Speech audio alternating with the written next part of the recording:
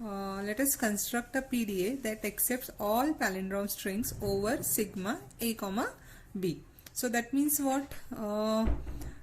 If we write language single a, it is acceptable, single b, it is acceptable, epsilon chalega, a chalega, a chalega.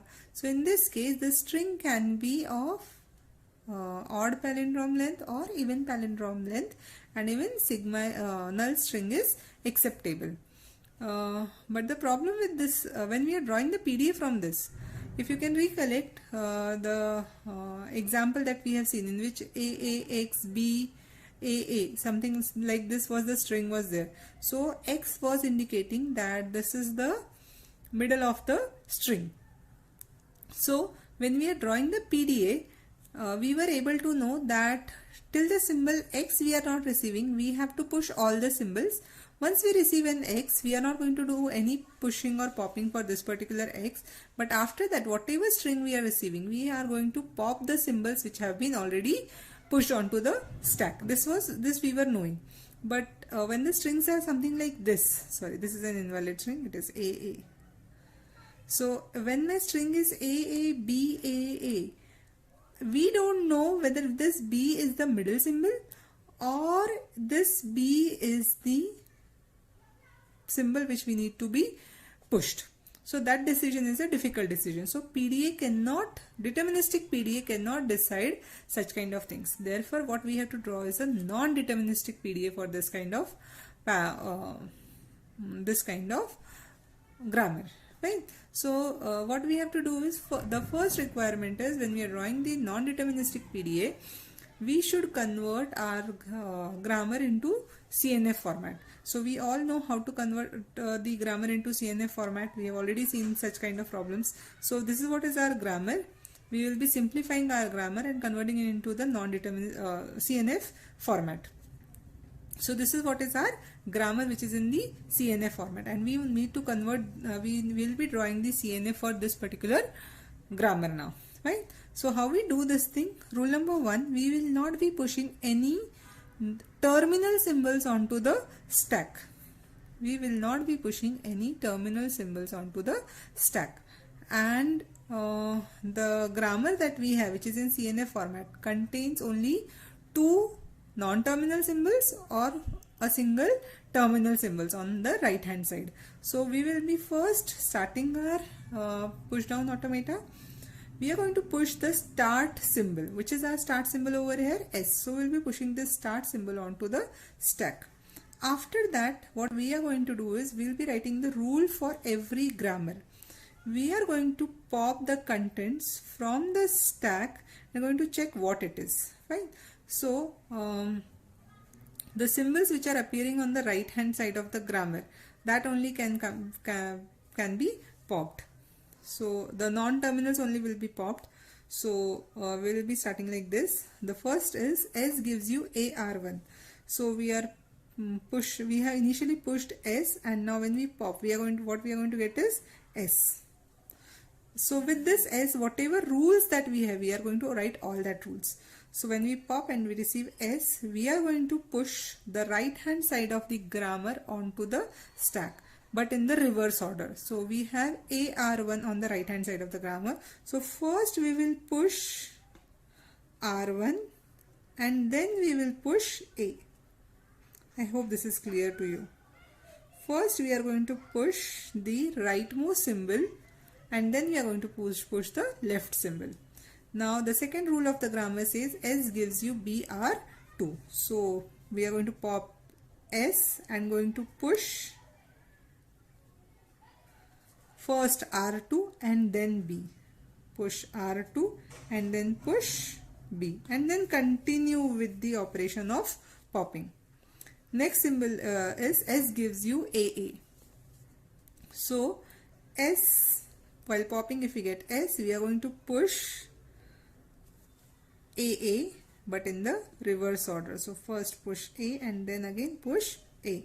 Don't forget to mark the transition directions. Next is S gives you BB. So we are going to pop S and then we are going to push B and push B, transition direction. Then the next rule is S gives you A. Now this rule is for in which S is getting converted into a terminal symbol. So we are not going to push it onto the stack. We will be writing pop. On popping, if we get S, we are going to perform read. On reading, if I get A, continue. Next rule is S gives you B. So pop S and then read. On reading, we are going to get the string input string B and then we are going to continue. Fine. Next is S gives you SA. Sorry, R1 gives you SA. So from after popping, we should get R1. So you can see over here we have pushed R1. So that means on stack you can have R1 also. So pop R1. When you receive R1, you are going to first push S and then first push A and then push S. So push A and then push S onto the stack and continue with the popping operation.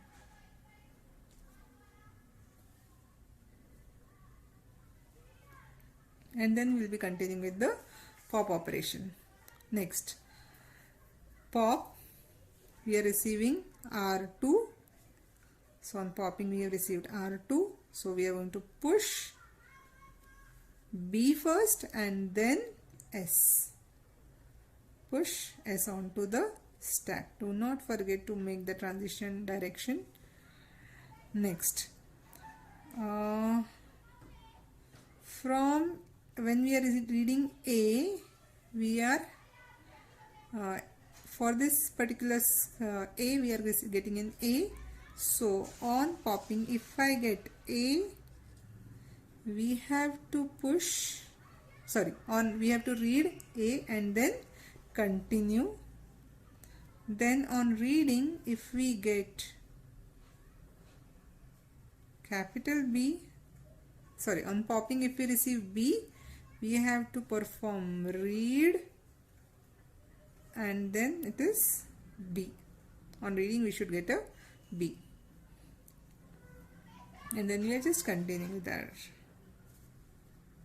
popping operation. Right? On popping, if I get a blank, we are going to perform the read and going to check what are we getting. If we get blank, then accept. So this is how this non-deterministic PDA is formed. Now when we are drawing the diagram, generally we keep all the non-terminal symbols related grammars production rules on one side and terminal related production rules on the another side. There is no hard and fast rule. You can continue in any way. So what is the main thing that we have done? We have pushed the start symbol onto the stack.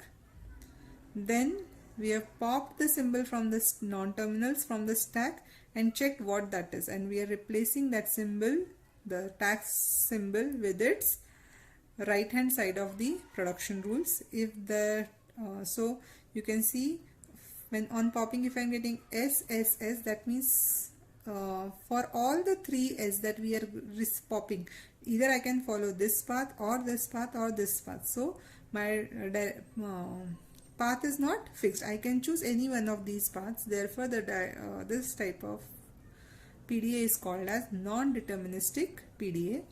On popping, if I get a blank symbol, read the input tape symbol. If we get a blank, then only it will be accepted.